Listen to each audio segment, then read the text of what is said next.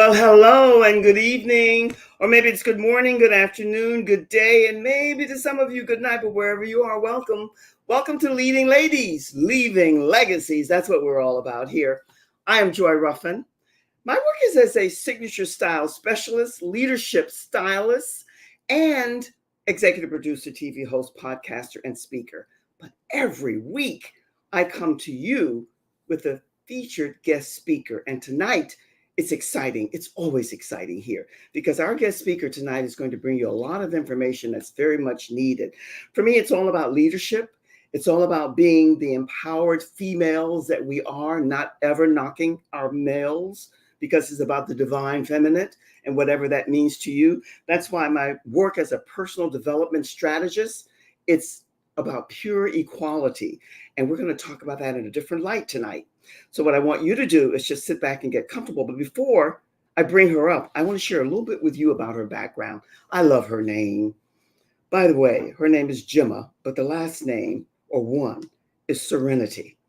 It fits the work that she's doing. She's a co-founder of GSN, the Global Network of Success.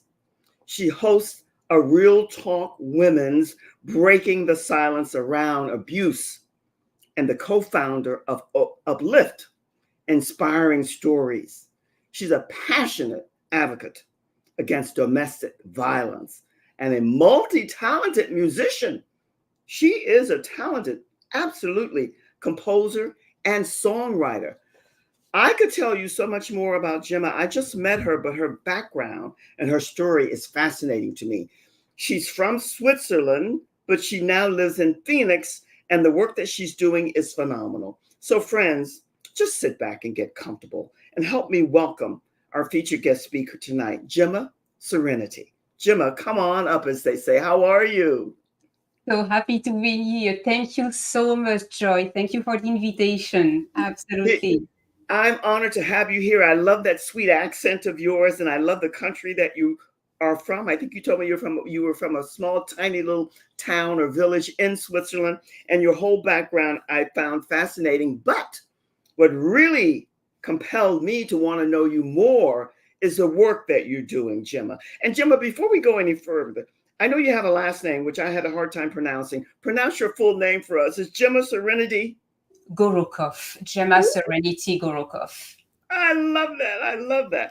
Listen, the work that you're doing as a co-founder of GSN and so much more, tell us how you came to that work. What brought you to the type of work that you're doing now?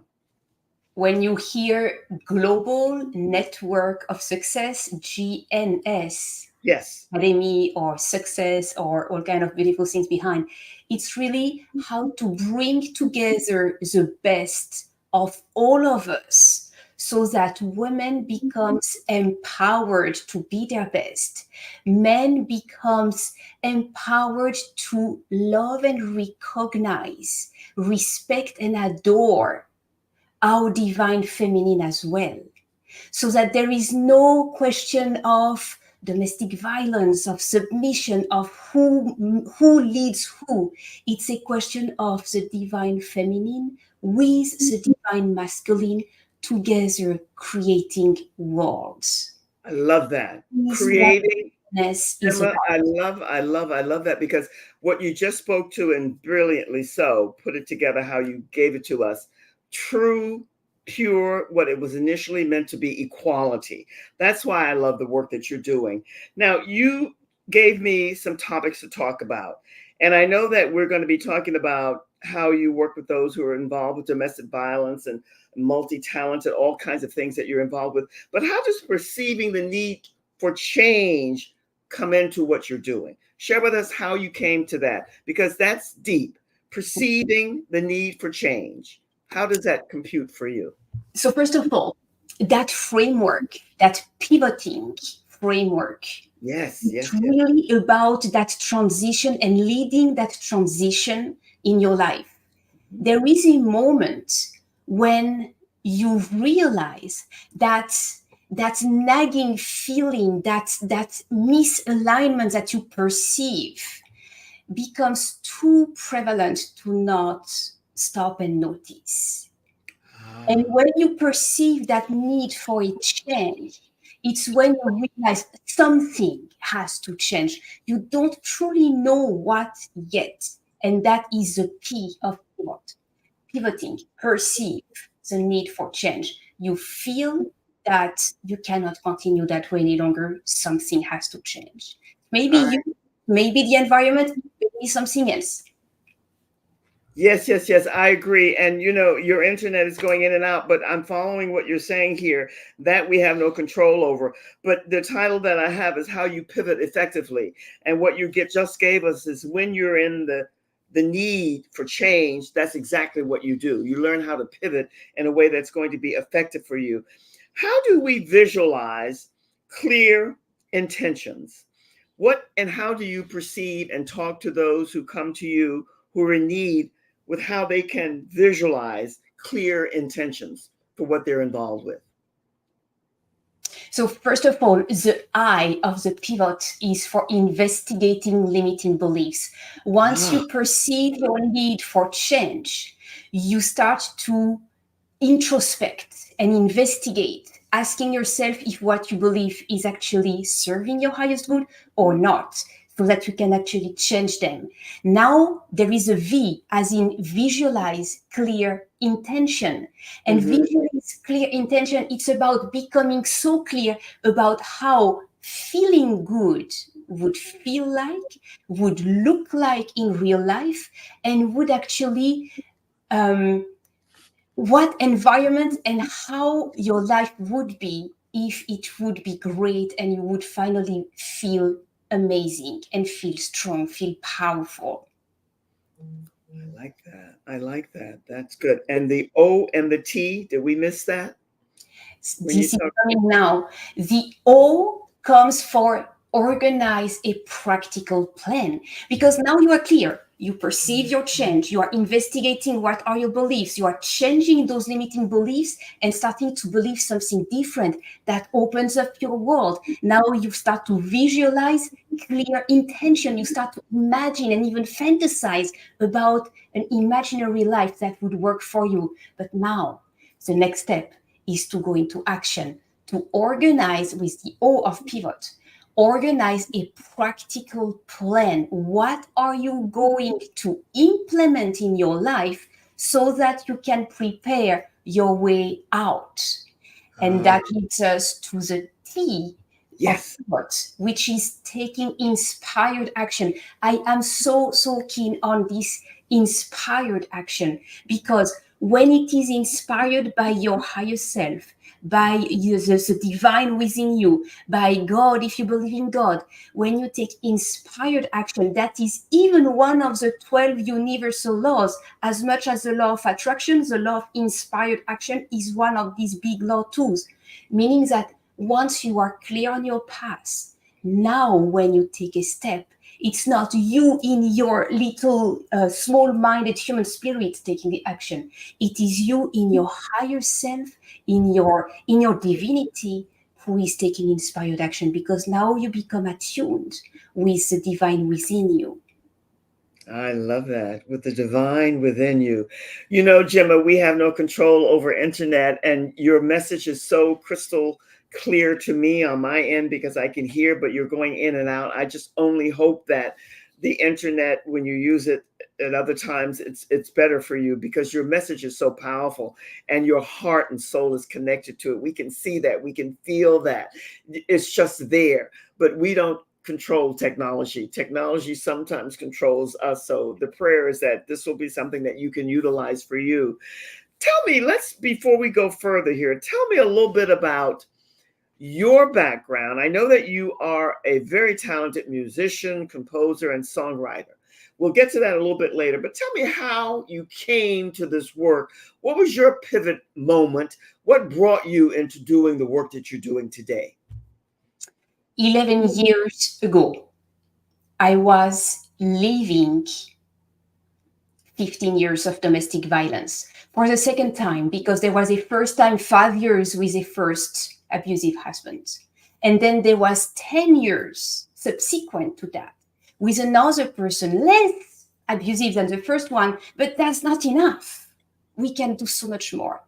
And as well, I was at the end of what I could bear. I tried 50 times to leave that relationship, that second one, and nothing could do. I was back home as if I never left every single time. It's impossible. And I was so done that I just said, you know what? If I cannot live alive, I will live dead. And I simply envisioned myself having my body crash down from the 10th floor of the apartment building and my spirit go to heaven and have a conversation with God, with the one Let who gives us life.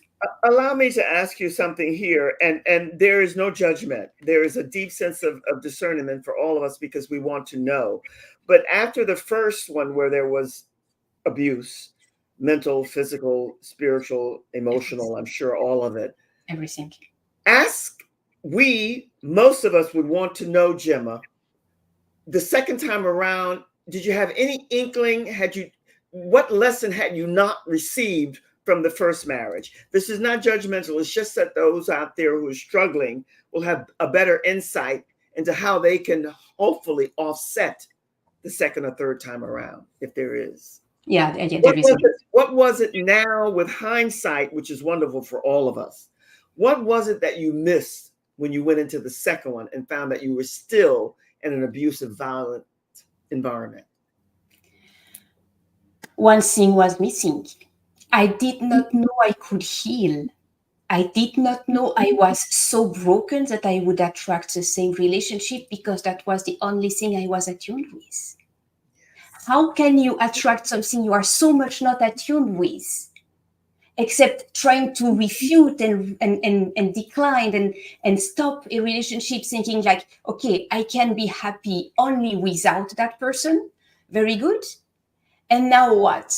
Now what? You become enchanted and amazed by the next mesmerizer. It's not Mm. mean that the next mesmerizer is not going to turn as well, because you're not healed at all. I did not even know healing was possible. I learned that 10 plus years later after I left my second relationship. Oh my. This is fascinating. I tell you why. For those who are sitting on the outside who've not dealt with, who have no inkling about what's involved and this could entail, it's an eye-opening, hopefully enlightening experience for them to know more about. Because you used the word mesmerize. You were mesmerized by the second one because you were so broken, and people sense and feel and see it, sometimes not even knowing. So how did you break away from that outlook mindset, being broken, to get to where you are now, to be able to see, support, and guide others away from that? I have been blessed in more ways that I can count. Mm. When I left, because basically I come back to my little story. I decided to actually have a conversation with God, and I thought that I should die in order to have that. The good news is that we do not need to die to have a conversation with God. And the conversation was very clear. If I want to jump the next life I'm going to have, because I believe that we come back over and over and over again to evolve. So I believe that for a very, very long time. Yes. So I was expecting that the next life would be a life of abundance, of pleasure, of love, of respect, Mm. of safety. And that was what I was asking God. And the answer was, yep. But if you actually right now interrupt your life, you will get the same life you have now, but actually worse. And I was there because worse is possible. God, no, I don't want that. Okay. So stay alive and live by the door, because at that moment I actually quantum jumped realities. I dreamt enough of the new reality to actually quantum jump in it. And now the fear of the unknown was completely irrelevant anymore, because I did embrace the possibility Erased. of death. And It as was the erased. possibility of Mm. death was not I was not afraid of it anymore. I was able to actually step into the unknown, walk outside in the middle of the night, not knowing where to go, and asking my divine guidance, okay, now where? And I got the address right away. A good man, an angel in flesh, ready to step into work to put me back on my feet. And What that, what a transformation, what a metamorphic experience is what you're sharing with us. Gemma, my only prayer for you is that this you will be able to utilize the audio, because the audio is good from my perspective, but the technology as far as the video is going in and out. I'm going to put you in the green room for just a quick second, and thank you for sharing that personal story with us, because people can identify with that and know that they're never really ever alone, even hopefully with themselves ultimately, which is what you've come to. But we're going to come back and talk about this a wee bit more, because it's a needed conversation. Let me say, friends, it's always good to be here with you. We never know. We do the best we can, but we have no control over technology from the other side. But Gemma is giving us really phenomenal, fantastic, good information when it comes to physical abuse and domestic violence and all of that. My friends, if you're not a member of Leading Ladies, Leaving Legacies, I come every week and I invite you to join us there, because we are a group of women.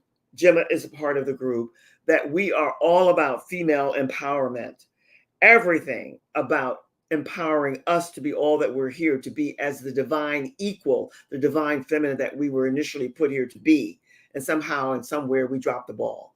Some people can't acknowledge that. That's not a concern, because we're moving forward, and now is the time for the awakening.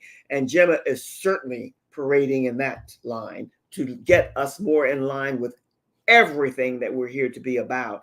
And the other thing is that you always hear me talk about know thyself.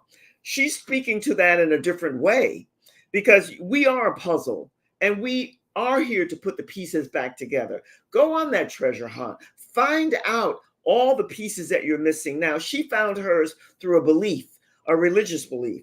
Everybody comes to their understanding and knowing as much as one is able to on this journey of life, who they are. And so your assignment is to do that. It's a freebie and it offers you so much information. And hopefully you will take that journey, no matter what your belief system might be, because this one offers you nothing that will harm you. And then I have a poster that I want to put up that Gemma has given us. And this is all about self-mastery. Her online community, which is about leading and empowering women to achieve their fullest potential. Isn't that what we're all about, more or less? Especially women, no matter what type of work you're doing, whether you're a teacher, a coach, a consultant, specializing in whatever your wheelhouse is, it's about empowering others, and hopefully to join with you or connect with you and collaborate in some way so that you can be about the purest essence of what your mission, purpose, and vision might be in life. So that said, make sure, and we'll put that up again towards the end so you can take a screenshot and a snapshot and join her community. And I'm going to ask Gemma to come back up now. Gemma, the information that you're sharing and how you're sharing with us, it really is powerful. And power is a word that I adore. And I have no fear of it anymore. I used to. So I can relate and connect to a lot of what you're sharing with us. But what we all have to come to, and we all come to it at different times, is our awakening to know how powerful we are in love, heart and soul connected. So how do you get those who come to you to organize a practical plan and start the seeds of beginning the new, whoever she might be becoming? Yes, that's a beautiful question.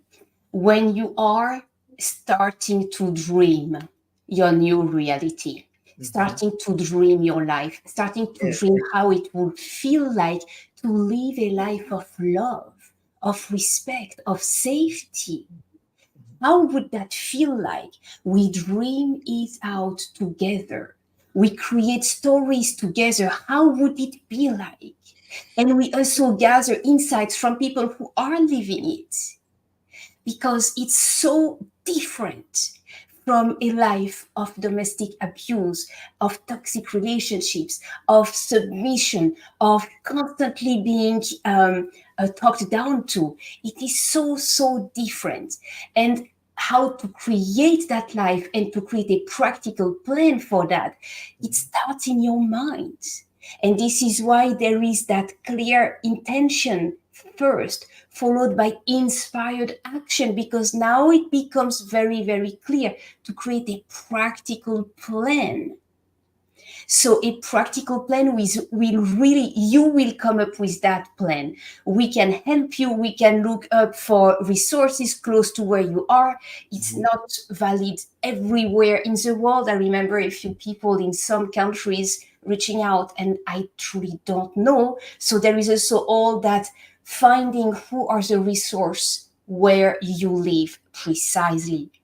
Now, if it is in the United States, there are a lot of resources. If it is in Europe, there are a lot of resources. Even in Australia, New Zealand, 100%. Yeah. Not absolutely everywhere, but it will come. We keep on doing our work, and it will come more and more and more, depending where you are. And maybe the practical plan is to change countries so that you can find that protection Well, in. Gemma, you mentioned a word there, and I'm adding another one to it that are favorites of mine because you mentioned the dreaming.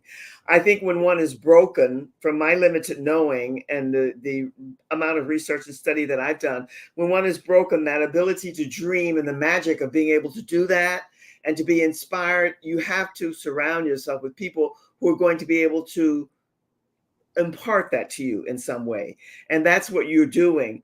And it's difficult for someone because there's so many types of abuse. There's mental, physical, and emotional. Now of the three, sometimes they're all combined and sometimes not, but which do you find to date with the women that you're working with has been the most pronounced? Emotional Or abuse. are they always combined, the physical, the No, they are not emotional? always combined. Not always combined. Yes, that's Emotional abuse is the worst because it strips you from your identity. And yes. that is the one where you lose yourself and you don't even know if you like a steak almost raw or fully cooked. You don't even know. You just are going to pick the one you know that your significant other was constantly picking because you don't I'm know for yourself. I'm so happy to hear you say that because I have my limited knowing and research, but I work on a different plane. I'm an alien somewhat and happy to be because I thought it was emotional, especially for women, because broken, it means that somebody is able to get into because women, we are emotional. We are more so than our masculine parts. And yet we are one who's able to see that and to mesmerize you, a word that you used earlier, they can get in and really damage that part of you. So being able to work with that and get a person back to wholeness is really, I'm sure, one of the big assignments that you have in working with the women that you do. Would that be correct? It is correct. When I remember that the a few days after I left, I ended up, I mean, 1 week after I left, I ended up in a women's shelter, but safely so. And I saw a lot of other women and mothers and children who were completely broken, also in transition. And I looked a whole lot much better than them.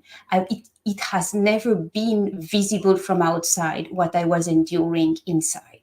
It was never visible. Even when I had bruises, they were always hidden, not never visible. So what I noticed was there is a way to constantly release the grudge, release the hurt, so that it does not impact you too much. Yes, But yes. even with that, it's a big illusion because the number of years it took me to heal was still staggering. Yes, yes, yes. I can understand that. I can see that again from my limited knowing, but always about any and every aspect of a female's life, never knocking men, but so that we can grow into the power and the empowerment that we're entitled to. Let's end with how do you get them to take inspired action? I want my engineer to put up your poster again because I know that there's an invitation there for them to meet with you and to connect with you. But tell us from all the work that you're doing and the acknowledgement that the information that you share with us, how do you get them who come to you if she puts up the poster to share the get them to take inspired action is what I'm saying. Yes. Inspired action means connecting with your spiritual team. That means realizing that there is such a bigger force and life and energy above you, a higher consciousness.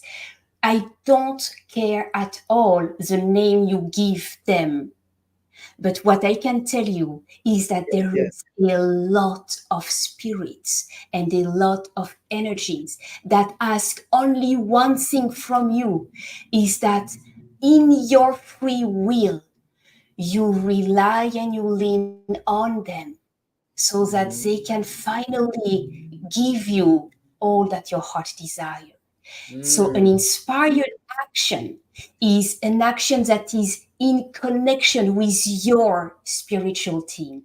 And yes. again, it is not religious, it is spiritual, it is at that other level that we can all meet, that does not need even a language. It needs only feelings, it needs maybe vision in other dimensions than the physical, understanding that we are all living in a huge video game and that our circumstances are only what we believe, and that as soon as we change our belief, then we can actually experience something else. Gemma, I love that. I love that we're all living in a video game, because in a way we are. It's our game and we have to learn how to play. Let's end with this, because you are also the lead author of a book that's coming out. I think it's going to be released on August the 15th, Rising After Abuse. And what you just spoke to, share with us a little bit about that book, and then give us some takeaways, some food for thought, whatever you want to leave the audience with, that you want them to walk away with, that you are sharing today. And thank you, thank you, thank you. The stage is Absolutely. yours. Thank you to you. Thank you. Yes, Rising After Abuse. I have brought together 22 co authors who are all my guest speakers on Real Talk, Real Women, Breaking the Silence Around Abuse, which is my big show. There is 2.4 million download to this date on this podcast show. And if you want to to know where it is, realtalk-realwomen.com. Super simple, but very impactful. Those stories, everybody come with a different background and a different approach and a different sensitivity and a different light, but we are all on that same path. We Yes. are recognizing that we have the right and the duty to claim our own power back and to think by ourselves in connection with the divine. As soon as we connect ourselves, we do not rely on other human beings on the human plane, we rely on the higher resource, on the higher level. All together, we have come to understand that, and all together, we bring you 22, maybe 23 different lights on the same topic, rising after abuse. Abuse may be all the way from self-abuse, when your own mind is completely tricking you and making you believe that you are completely unworthy of anything and therefore you don't do anything, all the way from self-abuse to domestic violence, where you become like really broken, even physically for some, in ways that are unspeakable, and everything in between, going through addiction, through depression, through sexual abuse, molestation, romantic abuse, even religious abuse in some church and some cults. I mean, there are so many different stories. It is absolutely inspiring. All those women who are co-authors in that book have one thing in common. They are way beyond that story, and they give you that story as a beacon of inspiration. Wow. You to know that there was something bad, but they are such at a better place, and they can help you walk the path to Thank you, thank wholeness. you, thank you, thank you. Gemma, I think your information is beyond powerful. I wish our internet was better for you on your end, but let me tell you, the way that you ended with all the different types of abuse, and the one that most people leave out for their reasons, I don't judge, but you see, you hear, you receive, is religious abuse. There's so many different types of abuse. And so you're sharing with us what you're doing and how you go about it, and your enthusiasm and your energy and your love for it. How can someone not connect with you? Thank you. My engineer is going to put you in the green room. I thank you, and I'll be with you soon. Take care. Friends, listen, Gemma, you hopefully will be able to get through and listen to this broadcast, because her information was so spot on. She brought the jewels. She brought all the information that all of us, no matter what strata, where you are, we need to hear, we need to be aware of. And if it's something that calls to us, participate in and be a part of, because we are all about here in Leading Ladies, Leaving Legacies, every type of female empowerment that there is, every type. So that said, make sure that you look after you first so that you can look after all the others who look to you. Be all that you're here to be. And make sure that from here on, not only until the end of the week, for the rest of your life, it's the best life that you can live in love and light for others. And know that I'm sending you much, much love from my heart to yours always. Be and stay well. Cheers.